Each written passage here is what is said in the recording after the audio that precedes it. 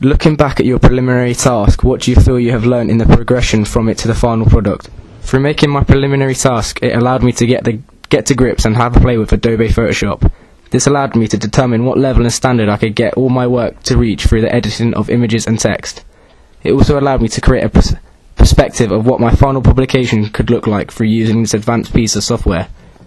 By using Adobe Photoshop to create my preliminary task, it allowed me to see how tedious it can be to follow forms and conventions whilst keeping them organised through the use of layers.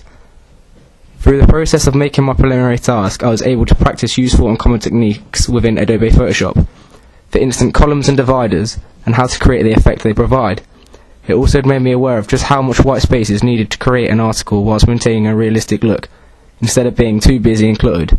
My preliminary task also taught me just how important it is to have an effective and recognisable house style. It aided me into deciding to abolish my initial idea of following a conventional bold red and black and white colour scheme. This was due to it being too common and not being able to give my publication any special or unique qualities.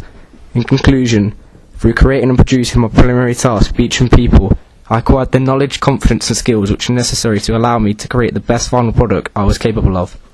Through making Beach and People, it also allowed me to gather a rough idea of what my personal preferences and abilities would be to produce, whilst also helping me answer a few questions regarding what I wanted my own product to look like.